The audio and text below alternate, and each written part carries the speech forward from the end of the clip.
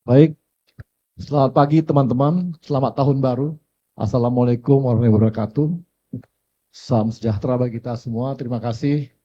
Hari ini PSSI akan melakukan preskon bagaimana langkah-langkah PSSI untuk tahun 2025. Di tahun baru udah pasti banyak langkah-langkah ke depan yang sudah kita planning, dan langkah-langkah ini akan kami sampaikan nanti kepada teman-teman.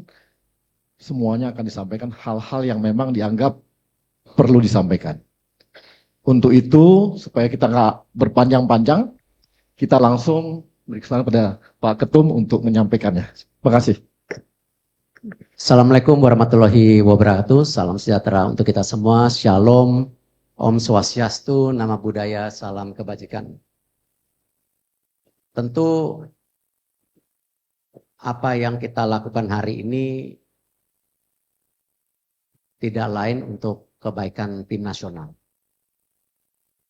Kalau dilihat PSSI 1,5-2 tahun terakhir mempunyai program yang sangat konsisten. Kita bisa lihat bagaimana keseriusan kita membangun tim nasional putri, juga kejuaraan-kejuaraan untuk U17, U19. Kita lakukan semua dengan segala prioritas dan juga target-target yang kita lakukan secara bersama-sama. Dan kita lakukan secara transparan tanpa ada agenda tertutup. Tentu kita mengucapkan terima kasih kepada kinerja Coach Sintayong selama ini. Dan hubungan saya sangat baik. Dan kita lakukan yang terbaik untuk program-program yang dikehendaki. Tetapi tentu dinamika daripada tim nasional ini perlu juga menjadi perhatian khusus oleh kami dalam evaluasi. Kita melihat perlunya ada pimpinan yang bisa lebih menerapkan strategi yang tentu disepakati oleh para pemain, ya, komunikasi yang lebih baik, dan tentu implementasi program yang lebih baik juga secara menyeluruh untuk tim nasional.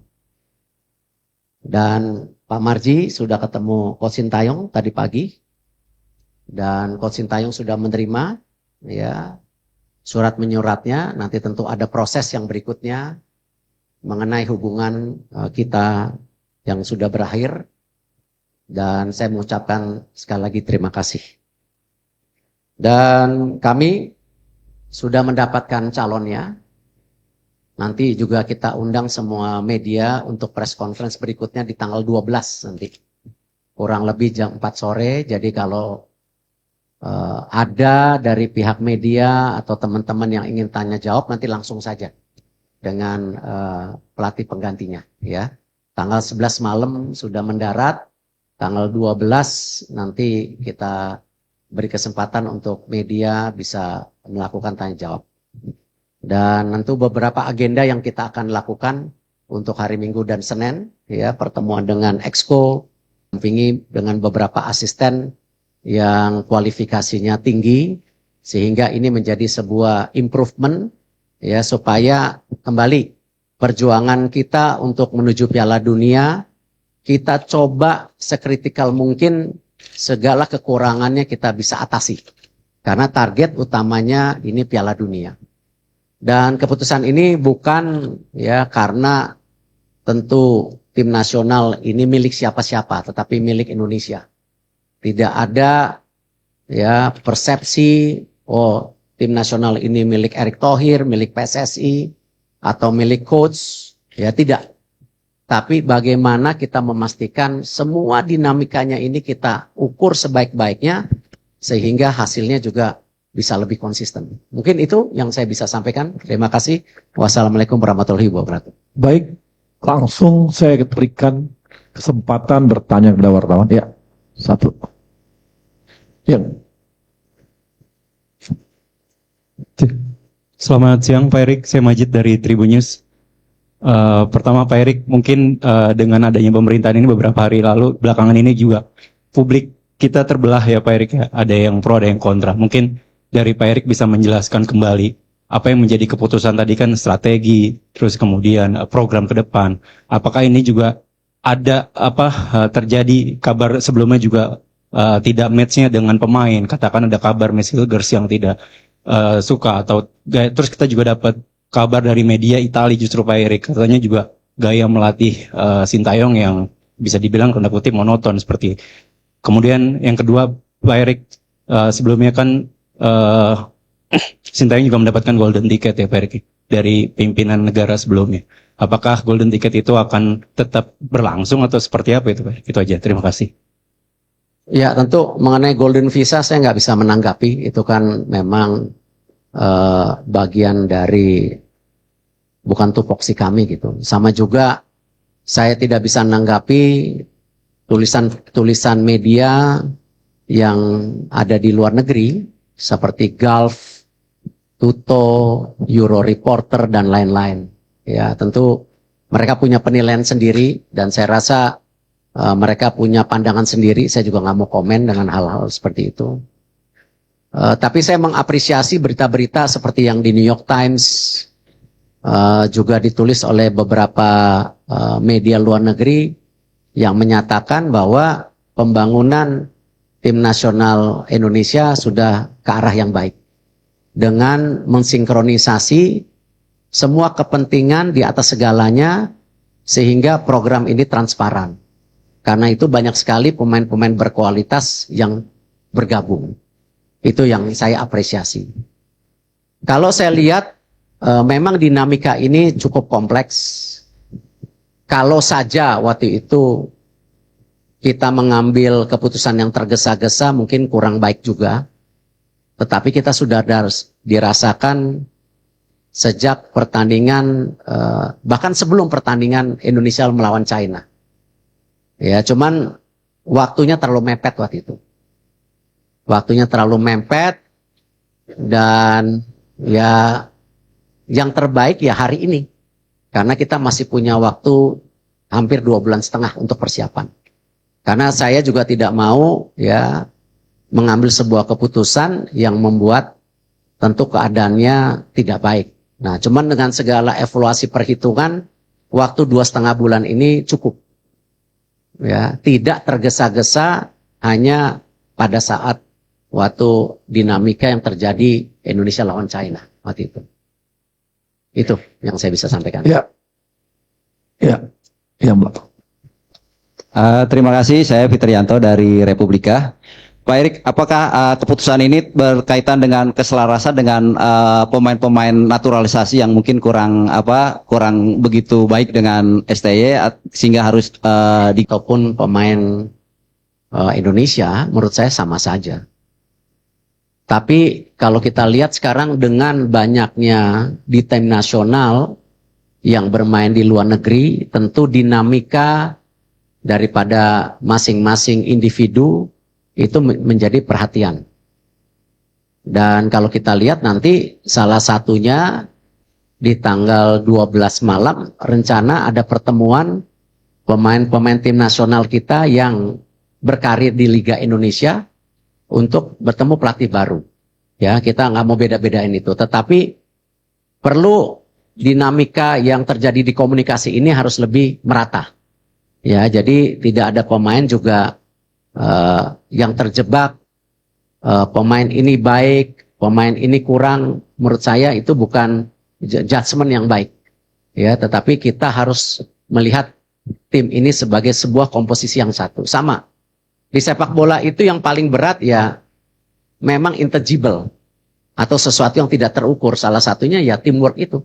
Kekompakan antara pemain, pelatih, ya PSSI dengan tim, PSSI dengan pelatih itu paling dinamika yang tentu menjadi tolak ukur yang tidak mudah diprediksi. Tetapi yang tadi saya sampaikan, kalau kita coba sebaik-baiknya, paling tidak titik-titik ini kita bisa kurangi gitu.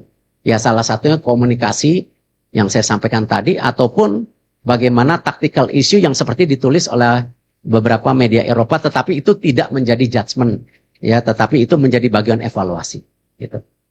Ya.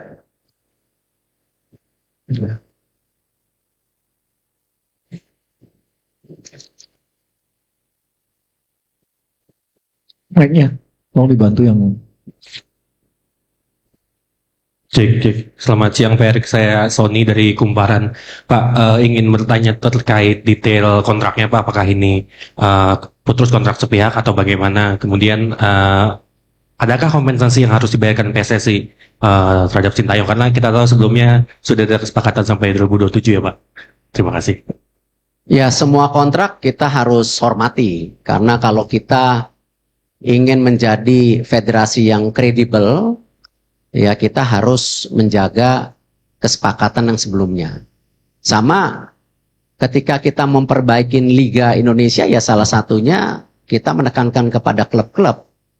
Ya kita nggak mau lagi ada isu mengenai pemain yang tidak dibayar, pelatih yang tidak dibayar. Karena itu salah satu yang kita dorong klub, standarisasi klub yang ada di Liga, klub licensing itu kita akan terapkan di tahun depan, bahwa klub-klub yang melakukan pelanggaran itu tidak hanya dikurangin subsidinya tetapi poinnya.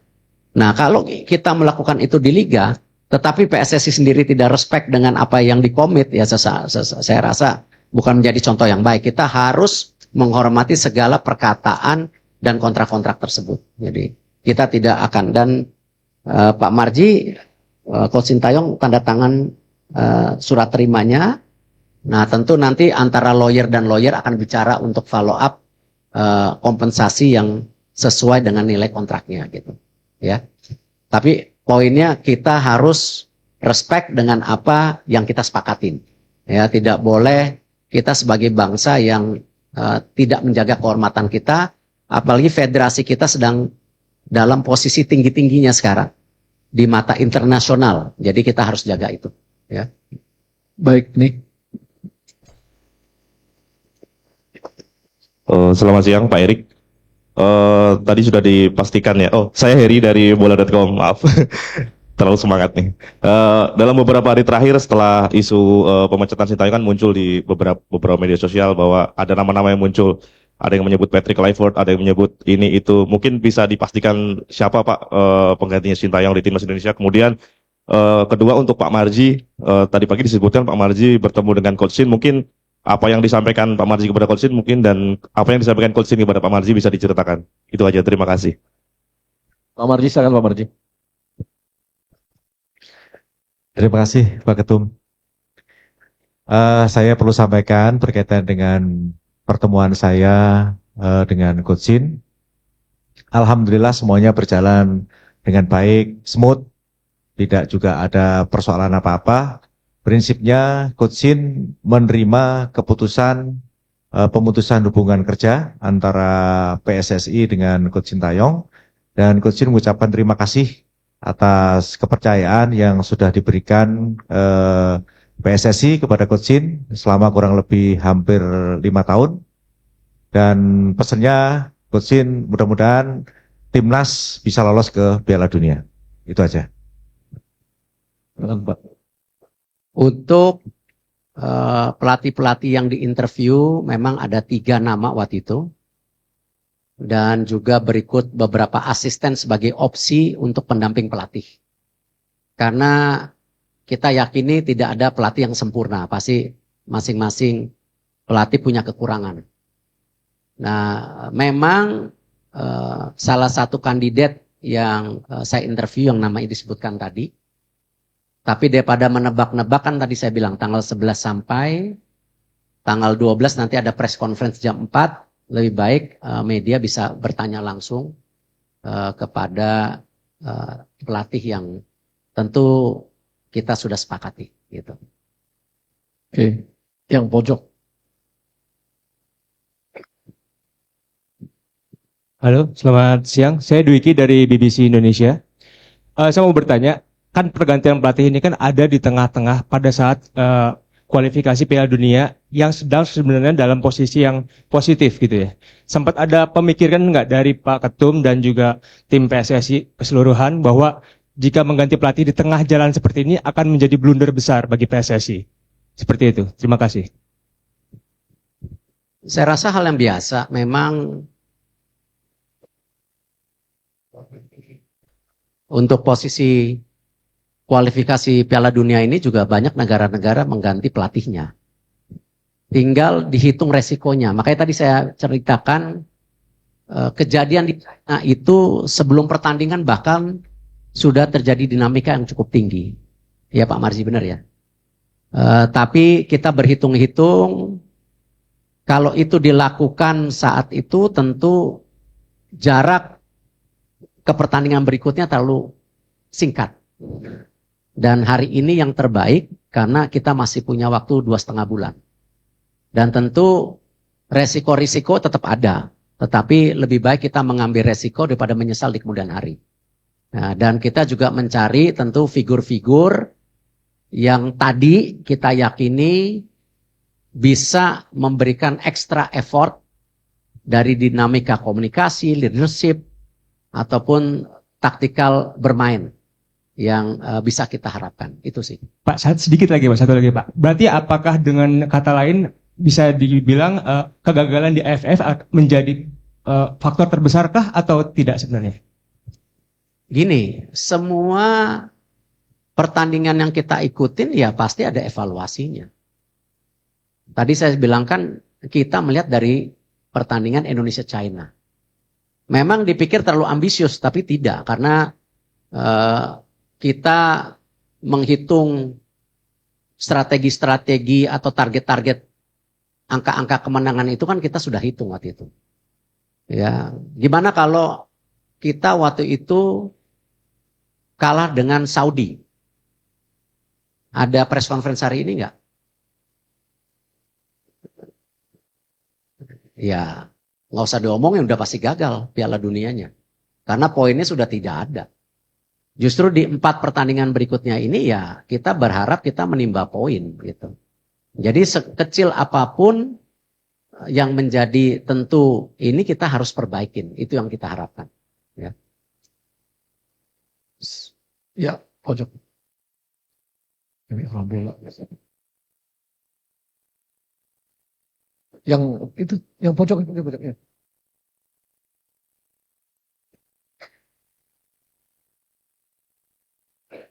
Selamat siang Pak Erik, Pak Sumarji, Pak Mali, Pak Yunus Nusi, dan Pak Arya. Saya Taufik dari FIFA Gold. Mau bertanya, tadi Pak Erik kan bilang sudah menginterview beberapa kandidat. Mungkin itu waktunya kapan Pak? Dan apakah di interview itu ada permintaan atau jaminan untuk meloloskan Indonesia ke Piala Dunia atau akan bisa menerapkan taktik permainan yang menyerang? Dan untuk yang kedua, tadi Bapak bilang kondisi tim memburuk sebelum lawan Cina. Apakah kondisinya tidak membaik Pak sebelum menang lawan Arab? Terima kasih. ya kemarin saya mendapat izin dari Bapak Presiden, walaupun gimana kan saya menteri ya. Jadi kalau traveling ke luar negeri, saya izin. Saya mendapat kesempatan 5 hari kemarin ke sebuah negara di Eropa untuk buka warung istilahnya, ya, interview dan lain-lain. Dari tanggal 25 sampai 30. Kesempatan itu yang saya lakukan karena memang dalam menginterview pelatih itu tidak bisa dilakukan melalui video conference karena tidak dapat chemistry-nya.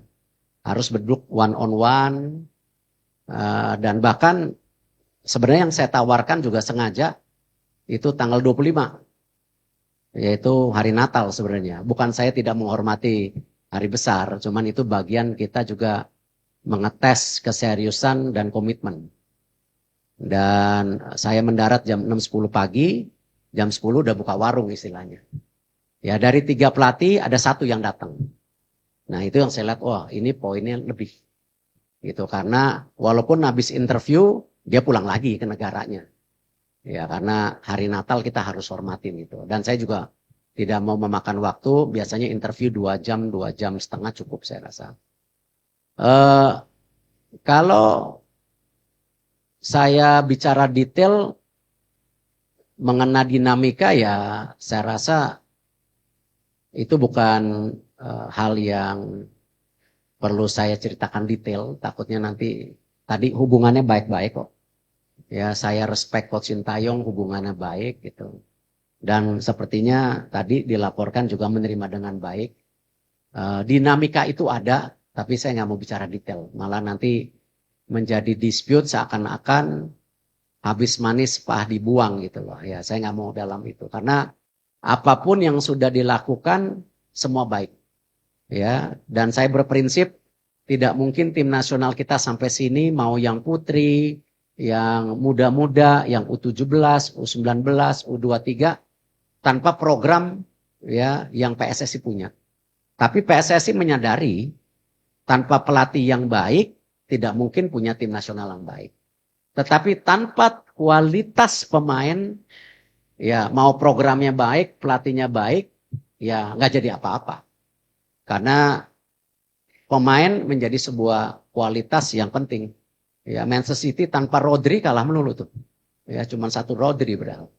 Nah, artinya apa? Ya memang ketiga balancing antara program, pelatih, dan kualitas pemain ini ya harus punya keseimbangan.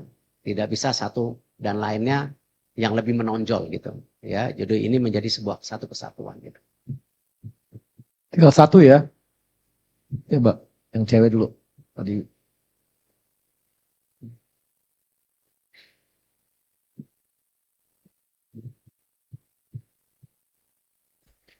Assalamualaikum warahmatullahi wabarakatuh. Siang Pak, Niar dari RRI.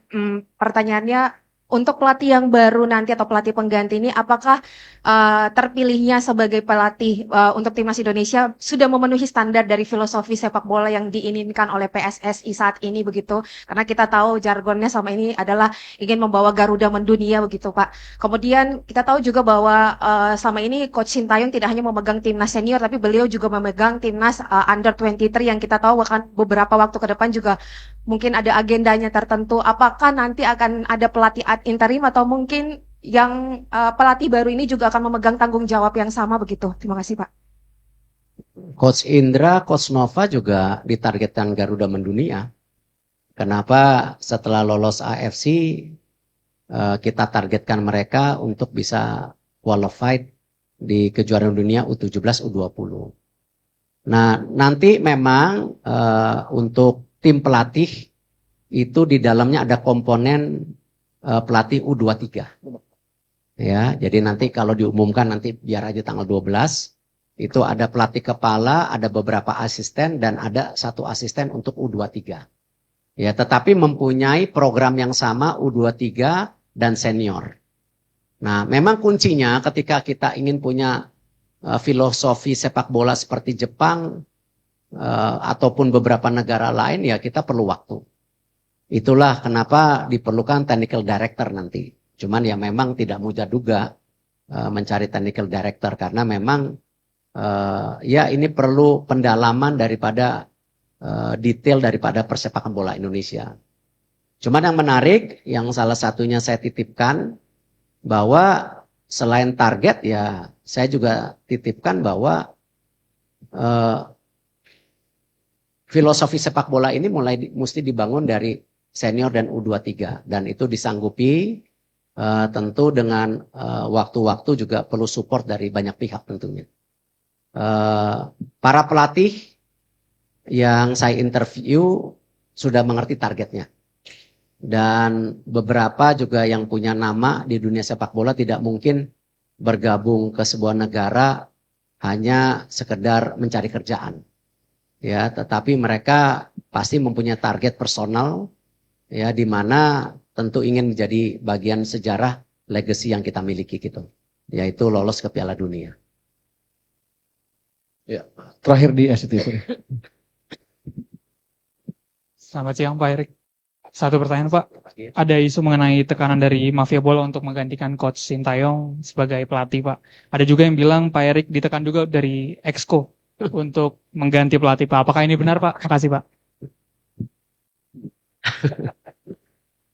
Saya rasa semua tidak benar karena kalian tahu saya ini pemimpin yang tidak bisa ditekan-tekan. Bagaimana PSSI bersama Liga melakukan perbaikan match fixing, itu tekanannya jauh lebih berat gitu. Ya. Tetapi kalau kita lihat Liga 1 sekarang bisa berjalan dengan baik, saya belum dengar. Yang alarm bunyi masih di Liga 2. Ya. Tapi apa yang kita perbaikin di Liga 1 itu ya tentu dengan adanya VAR, dengan ada kepemimpinan pelatih yang juga bisa dipercaya, itu kita lakukan gitu. Nah Liga 2 menyusul tahun depan. Kita juga akan ada sistem VAR. Jadi saya rasa saya bukan tipe pimpinan yang takut ditekan-tekan. Saya percaya apa yang kita jalankan untuk kebaikan semua, kita kerja lillahi ta'ala, ya insya Allah, ya saya rasa apa yang kita kerjain sekarang juga, tentu semuanya dimudahkan kalau Allah Subhanahu Wa Taala bisa membantu ini semua gitu. Tapi intinya ya kita harus kerja keras, tidak bisa hanya menerima keadaan dan mengharapkan hasilnya bagus, saya rasa tidak ada. Ya kita harus kerja keras, kita berdoa, diberikan kemudahan, itu insya Allah hasilnya baik gitu. Ya, yang belakang ini, yang baju biru ya. Tes, ya Pak. Hendro Pak dari Berita Satu. Pak, terkait oleh ini Pak, kapan rencananya sidang naturalisasi oleh ini Pak? Apakah memungkinkan kalau bisa cepat memungkinkan nanti main di Maret Pak? Yang kedua Pak, infonya PSSI sudah menghubungi Michael Baker Pak untuk dinaturalisasi. Ini benar nggak Pak kabar ini Pak? Itu aja ya. Terima kasih. Ya, oleh insya Allah proses surat menyuratnya sudah lebih advance dibandingkan Jarorin World. Kita juga sedang meng-approach Jarorin World untuk gabung juga ke tim nasional. Tapi apakah keburu di bulan Maret kita lihat dulu gitu. Tapi kalau Baker kita sudah cek agak sulit karena bukan sesuai dengan regulasi FIFA yaitu ibu bapak atau kakak neneknya. Kita lagi masih mencari suratnya tapi belum menemukan surat dia qualified sesuai aturan FIFA. Itu. Baker kan? Ya. Maunya sih mau, bagus, tingginya 189, bisa main midfielder juga. Ya. Thank you very much. My name is Reski from C Today.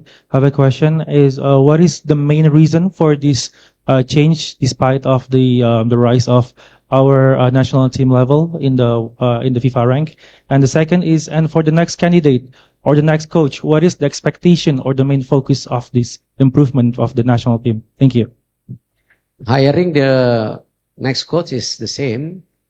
As we explained before, we are targeting to qualify to World Cup.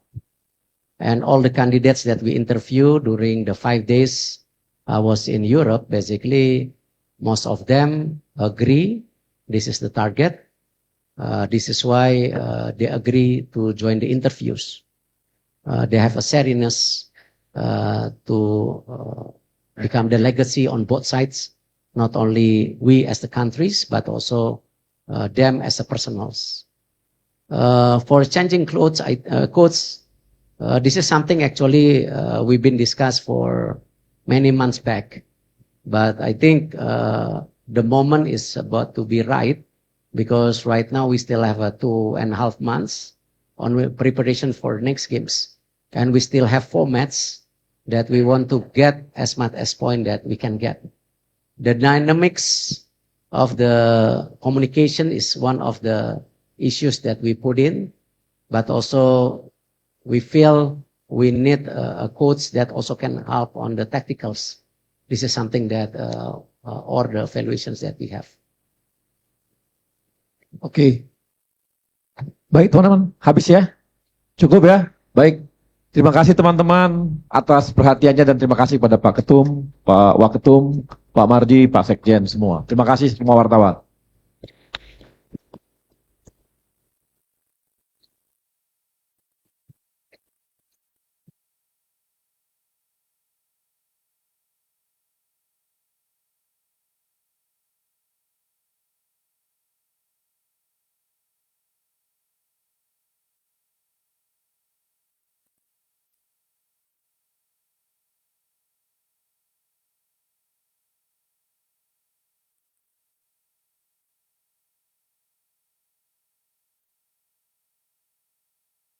Dunia.